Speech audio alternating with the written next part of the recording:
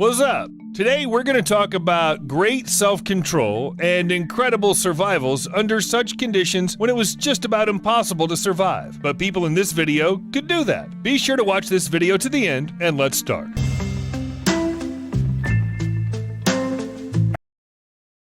The story of Mowgli. A lot of people know about Mowgli, a child raised by beasts in the jungle. You must have heard of him. Relax, kid. No need to get worked up, okay? Or watched a cartoon, or a movie, or even read a book. What about the real story? Of course, this one didn't inspire Kipling, but just imagine a woman who spent most of her childhood in the company of monkeys. Marina Chapman was about 5 years old when she was suddenly kidnapped right from the garden outside her parents' house in Colombia. This happened around 1954, although Marina herself can only give approximate dates. She was one of many children who were then abducted by unknown people. It's not clear what the reason for the abduction was. Maybe the perpetrators wanted ransom, but then suddenly they gave up their plan. Anyway, they didn't want Marina. The little girl was just dumped in the middle of the jungle at night, all alone. It's scary even for an adult to imagine such a thing. Marina would probably have died in a couple of days, but suddenly she had company. Capuchins, small monkeys, took an interest in the human cub, taught Marina to get food and take care of herself.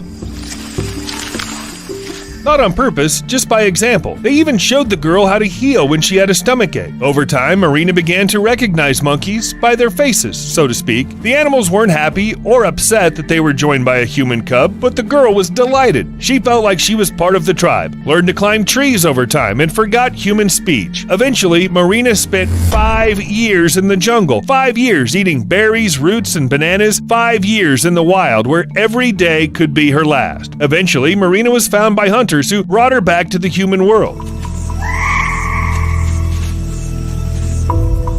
There were other problems, of course. The Mowgli girl had a hard time adjusting to normal life. Only at the age of 14, Marina had a foster mother, and then the girl moved to Britain. There, she happily married, gave birth to 2 daughters, and published her autobiography, The Girl with No Name. A girl has no name. No, not that girl with no name. 3 days underwater. For many people, the fear of drowning is one of the strongest fears. The story of Harrison Okini ended well, but it doesn't make it any less terrifying. The guy worked as a cook on a small Jackson 4. It's not really a dangerous thing to do, but one day a big storm came up. Waves turned the ship over and sent it to the bottom. This happened about 12.4 miles off the Nigerian coast. 11 crew members died. The tragedy happened at 5 o'clock in the morning. Most likely, no one had ever expected the sea to be so vile. Only Okine survived. He was inside a small air bubble that was gradually filling with water. Everything around him was black and noisy. The guy didn't realize how much time had passed and whether there was even a chance for salvation. He felt hunger, thirst, and intense fear. Also, it was cold. The water temperature at the bottom wasn't pleasant. Besides, the guy was dressed only in shorts and could hardly move. Okine was just waiting and praying, hearing predatory fish eating his friends' bodies.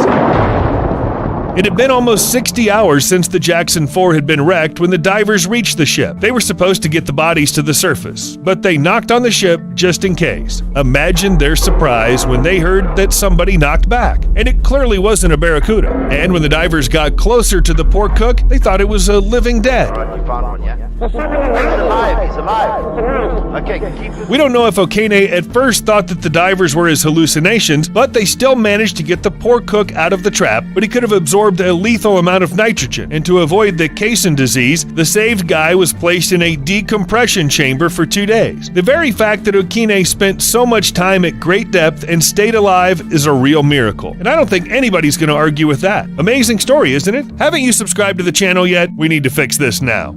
Survivors in the mountains. One of the most memorable, yet terrifying stories of survival occurred in 1972. The Fairchild FH-227D of the Uruguayan Air Force flew on the Montevideo-Mendoza-Santiago route, but the inexperienced co-pilot began to decline early. As a result, the plane hit a mountain and crashed in the Andes, near the border between Argentina and Chile. Nando! Wake up! He's opening his eyes. 3 crew members and 8 passengers died immediately, while several others died a little while later due to injuries and extremely low temperatures. It was very cold in the mountains. The first night was horrible. People screaming, people dying. And the people didn't have warm clothes or shoes with them, and they didn't have any mountaineering equipment to climb down. Survivors expected to be found, but after 142 hours and 30 minutes of searching, the rescue workers concluded that there was no hope. The search was stopped, and the unfortunate people abandoned in the mountains knew about it. They received information from a small transistor radio. To find themselves in the middle of snow-covered mountains with virtually no food or medicine when the temperature reached minus 22 degrees Fahrenheit, in such a situation, you can lose your mind from horror. These people had to die, but they survived. Of the 45 people on the plane, 16 were able to escape. 2 of them were able to get to the human settlements and bring help to the others. It happened 72 days after the crash. 72 days of icy terror in the middle of mountain peaks. Captured by the Sea. Steve Callahan is an American yachtsman, author of Adrift, 76 Days Lost at Sea. And as you can see, he chose that title for a reason. In the autumn of 1981, Steven sailed out of Newport on a 21-foot sloop, Napoleon Solo. He was going to race, but he dropped out of the race because of the breakage, and then got caught in a big storm.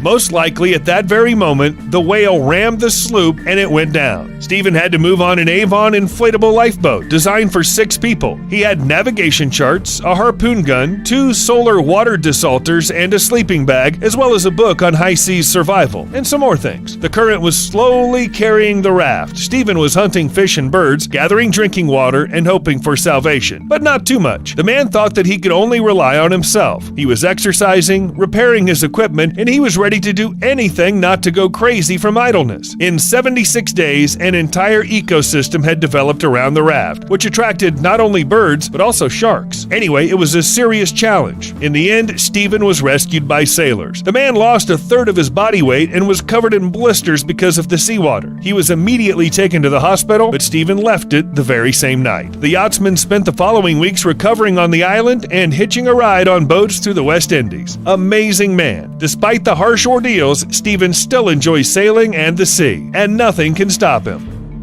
Trapped. Being inside a shipwreck is not an easy test. Surviving in the middle of snow-capped mountains is worse than that. But sometimes the danger lies in the most unexpected things, like ATVs. Ken Hildebrand did his hunting about 80 miles from Calgary, Canada. He'd done this 1,000 times before, but it didn't go according to plan that day. Ken was riding an ATV and accidentally crashed into a rock. Heavy transport turned over and clamped the man's legs in such a way he couldn't get out. Some levers would have come in handy, but there was nothing suitable. Ken was all alone with the wildlife and his own problems. It's worth saying that wildlife immediately took an interest in the man. Wolves and coyotes were always trying to get close to him. They must have wanted to use Ken as an appetizer. The man chased them away with a loud whistling, but the predators weren't his only problem. Cold, hunger, and thirst just wore Ken out. He literally ate dirt to get at least some moisture. Try to imagine it without nausea. The hunger was so strong that the man tried to eat a beaver he'd caught the day before, but couldn't. His body refused to digest raw, rotting meat.